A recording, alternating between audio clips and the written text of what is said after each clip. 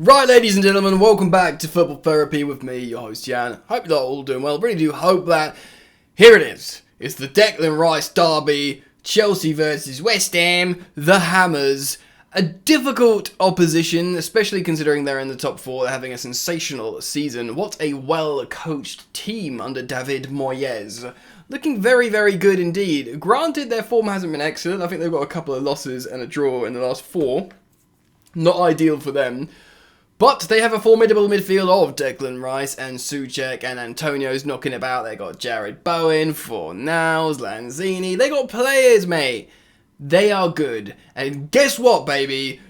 God, I can't believe I just said baby. Guess what, ladies and gentlemen? Kurt Zouma will be loving this, maybe, potentially. He would love to get a header against Chelsea. I'm not saying he'd celebrate because he's just won the Champions League, but he'd probably want to say, alright, Tuchel, remember me, mate? You said I was like 4th or 5th choice, mate? I'm about to dunk on you. Could happen. Chelsea have many players out absent.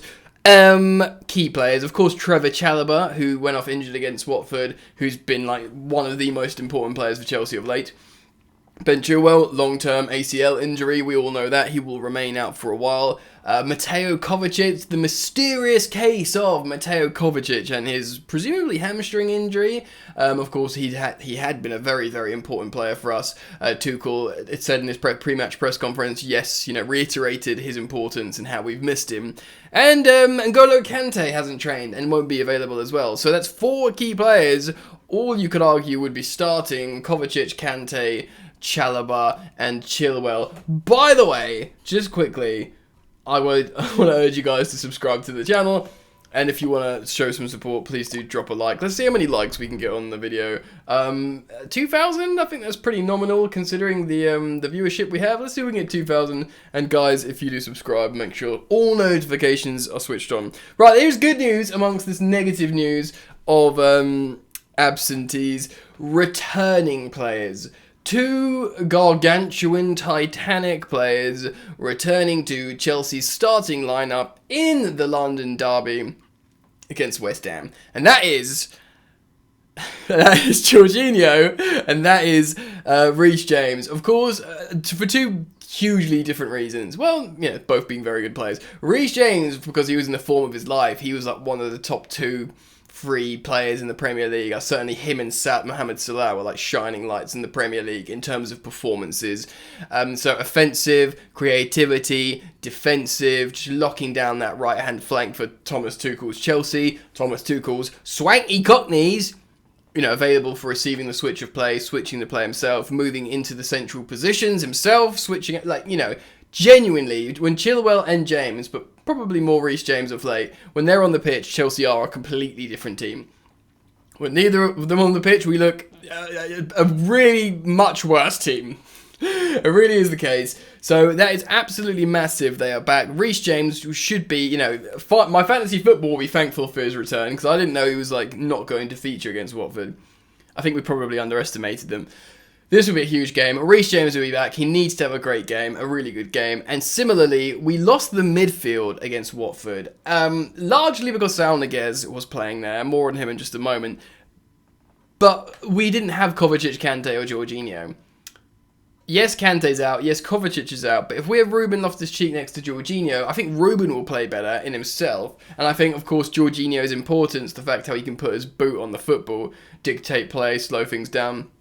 Yes, he made a mistake against Manchester United. It was a mistake. There was a high ball, he looked up, and it was, the floodlights, because it was a game in the dark. So, whatever, a mistake happens, he'll try and not happen. He'll make sure it doesn't happen again, hopefully.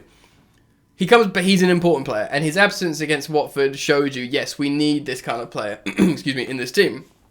Jorginho comes in, that kind of player, to put his foot on the ball, says, look, you go there, you go there. Like I said, the aforementioned Reece James can float into midfield, Ruben can go on the flank.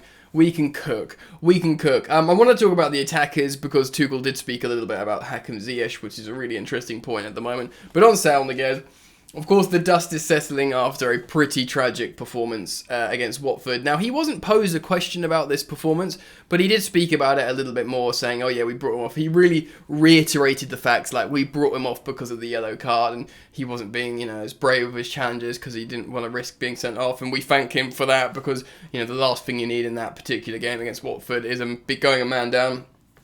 So that's all cool.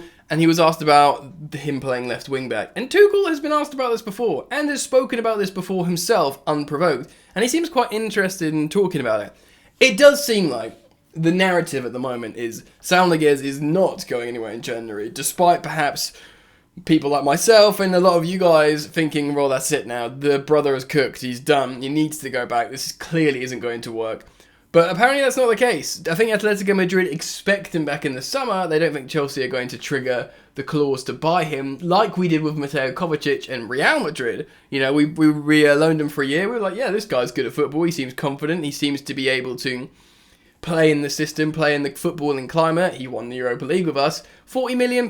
Yeah, bargain. Mateo Kovacic is a world-class midfielder. Now, Saúl Niguez is a good midfielder. Like I said in, aforementioned videos, yesterday's videos, I explained how what Andy Brassel said, how you don't come to the Premier League to play yourself into form when you've been out of form, like Saúl Niguez. But Tuchel seems to think left wing back, he can play him there. He thinks the pressure will be off him from, perhaps the roles and responsibilities and pressures of being a midfielder in this Chelsea team in English football. He thinks he will be able to be an attacking left wing back. So perhaps he said in games that we'll be dominant in, where he can arrive in the box. Apparently he's got really good timing for arriving in the box and scoring. He's got a good long shot on him. Apparently he's got a good header at the back post. He said all these things, Thomas Tuchel. So he's like, yeah, you know what? This guy isn't useless. And if we're playing a game where we've got a lot of the ball, yes, we're going to need to rest Marcus Alonso. Yes, we're going to, hopefully not have to play Pulisic at left wing back or, Hudson-Odoi at left wing back. Do you know what I mean? It was like, yeah, we can use him. He can be, we need players. We've got injuries. We're in 1,000 competitions. We're in a congested part of the season where we're playing so many games. We can use him. So that's good, I guess. I mean, it'll make us all nervous. I think we'll probably be less nervous seeing Saúl Niguez start at left wing back than perhaps seeing him start in the midfield where it's such an important role. Even though, yeah, he wanted to play in the midfield, but if he starts a game at left wing back, scores a goal for Chelsea, I'm sure he'll be feeling infinitely better. And he might just be like, yeah, I don't mind playing left wing back here, guys. So that's interesting. Midfielders. Maybe for this game we could expect Jorginho and Ruben Loftus-Cheek again, I think, coming up against Declan Rice and Thomas Tuchel. So that will be a difficult matchup. I want to talk about the attackers before we finish and talk about the game and perhaps how the game could go and a score prediction and maybe a predicted lineup. Thomas Tuchel spoke about Hakim Ziyech. She was posed the question about him saying, he looks like he's being influential. Are you ready to start him more? And he gave a little smile, and you could tell he was feeling like, yes. Which is interesting, because he's divided opinion across the Chelsea fan base. Not so much with myself. I've kind of been always in the camp of, I know he's an excellent, talented, and cultured footballer. And I've recognised he's getting better in terms of his, work, how he works, and his tenacity, and, his pressing and defensive work off the ball. He's better at all that. Tuchel explained how, after his shoulder injury, because of course before the shoulder injury he was looking very good, he said he was ready, but he didn't really feel he was ready. He says he looks at him now and he thinks, yeah, you're ready. He's playing with a smile on his face, he's full throttle, and he's influencing games, so he thinks he's good. And I think from the way he kind of gave him a glowing report, I think he's probably right now in the starting 11. I think perhaps he was resting him, maybe, I don't know, against Watford. Maybe he had his eye on this game to start Hakim Ziyech.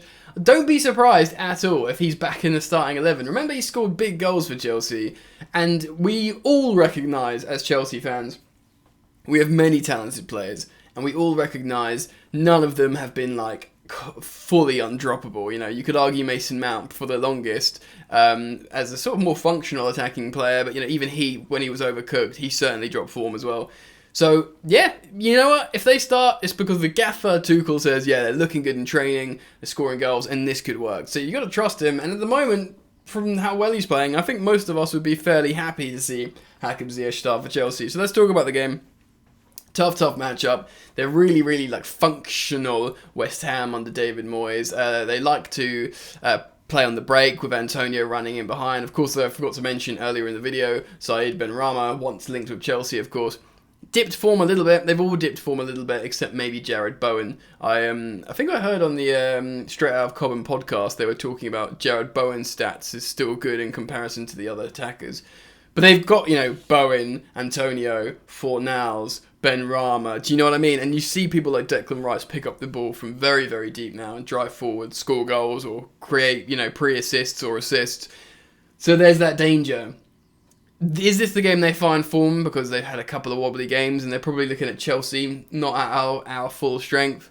Maybe. A lot of people are here on neutral football podcasts and other media channels are saying this was a potential draw this game, and it wouldn't be the most tragic thing in the world had we drawn this game.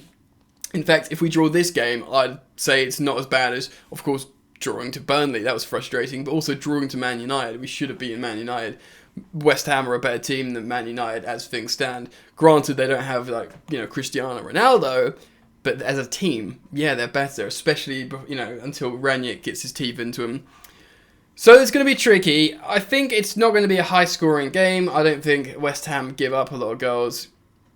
I have a feeling it's going to be a 1 or 2-0 to Chelsea. I think if they do score, it will be an absolute gut-wrenching Kurt Zouma header at the middle of the 18-yard box when he just bullets it in.